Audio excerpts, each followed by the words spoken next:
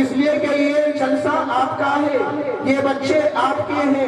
مدرسے کی زینت آپ ہیں، جلسے کی زینت آپ ہیں، یہ علماء اکرام جو تشریف لا رہے ہیں یہ آپ کے لیے آئے ہوئے ہیں۔ تو اس لیے بڑے ہی ادب و احترام کے ساتھ میں درخواست گزار ہوں کہ فوراً جلسہ میں تشریف لے آئے۔ اگر آپ اپنے مدرسے کو زینت دینا چاہتے ہیں، اگر آپ اپنے مدرسے کو رونق بخشنا چاہتے ہیں، اگر آپ اپنے مدرسے کے جلسے کو بلندی پر لا کر کھڑا کرنا چاہتے ہیں، اگر آپ اپنے مدرسے کو ترقی سے نوازتے ہیں، اگر آپ اپنے مدرسے کو بلندی پر لے جاتے ہیں، اگر آپ اپنے جلسے کو کامیاب کرنا چاہتے ہیں، تو خدا کی قسم میری اس ٹوٹی پھوٹی دعوت پر آپ کو حاضر ہونا ہوگا، آپ کے اپنے مدرسے کے جلسے کو کامیاب بنانا ہوگا، اپنے علماء اکرام کی تقریر کو سننا ہوگا۔ تو اس لیے میرا اشکال آپ لوگوں سے یہ ہے کہ جب میں نے مسجد میں بیٹھ کر آپ سے وعدہ لیا تھا کیوں نہیں آپ آ رہے ہیں؟ اگر آپ کو ایک معمولی سا انسان بلاتا ہے، اگر کسی کو برات میں جانے کے لیے دعوت دیتا ہے، تو خدا کی قسم آپ اپنے کام کاج سے فارغ ہو کر برات میں جاتے ہیں، آپ اپنے کام کاج سے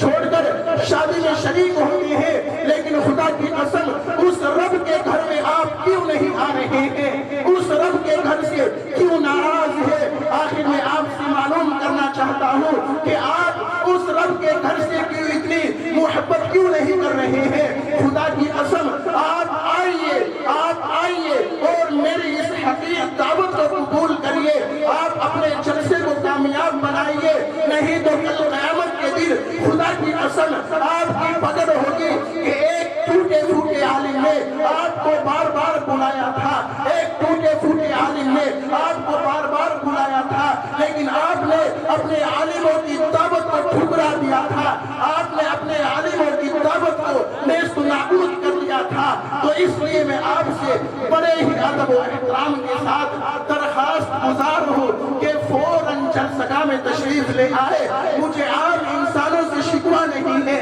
مجھے ان لوگوں سے شکوہ ہے کہ جن سے میں نے اللہ کے گھر میں بیٹھ کر وعدہ لیا تھا، وہ لوگ کون ہیں؟ میں بار بار آپ کے نام دو رہا ہوں۔ تو اس لیے بڑے ہی ادب و احترام کے ساتھ میں آپ سے درخواست گزار ہوں کہ آپ اپنے جلسے کو کامیاب کریے۔ انشاءاللہ تعالی جہاں تک میری آواز پہنچ رہی ہے فوراً آپ اپنے کام کاج سے فارغ ہو کر اپنے جلسہ میں تشریف لائیں گے۔ اس بات دیکھیے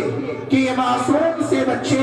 کس طریقے سے تقریر آپ حضرات کو سنا رہے ہیں۔ واقعات آپ کو سن کر بے حد خوشی ہوگی۔ جو حضرات باہر کھڑے ہوئے ہیں ان سے بڑے ہی ادب و احترام کے ساتھ میں درخواست گزار ہوں کہ وقت بہت تھوڑا ہے، اس لیے کہ مجھے اپنے پروگرام کو 9:20 یا 22 پر ختم کرنا ہے اور انشاءاللہ کل کی مجلس شروع ہوگی۔ تو اس لیے میں وقت نہ لیتے ہوئے اب میرے مہمانان عزیز شاہ مشاہد کو یہ نہیں علم ہوتا کہ وضو کو توڑنے والی کون سی چیزیں ہیں، لیکن یہ معصوم سا بچہ ہے جو آپ حضرات کے سامنے آپ کو سماعت فرما رہا تھا۔ اب میں اپنے پروگرام کو آگے بڑھاتے ہوئے اور ہمارا پروگرام انشاءاللہ 9:20 یا 22 پر چلے گا، لیکن حضرت مولانا حسین احمد صاحب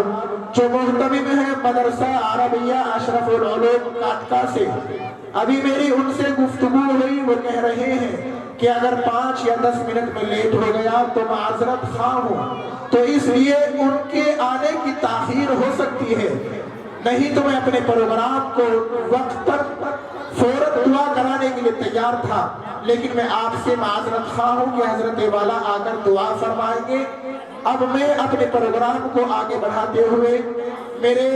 رفیق محترم جو میرے دل کے قریب رہتے ہیں حضرت قاری محمد شاویز صاحب جو تاکھیڑی کے رہنے والے ہیں اور استاد محترم ہیں، مدرسہ مدرسہ دیوبند میں پڑھا رہے ہیں تعلیم القرآن میں، ان کو میں مدعو کر رہا ہوں کہ وہ آئے اور منور فرمائے، حضرت والا تشریف فرمائے۔ دیکھیے انشاءاللہ یہ آخری ہمارا بیان ہے ہماری آج کی اس مجلس کے، یہی مقرر اور خطیب ہیں، تو اس لیے آپ حضرات سے گزارش ہے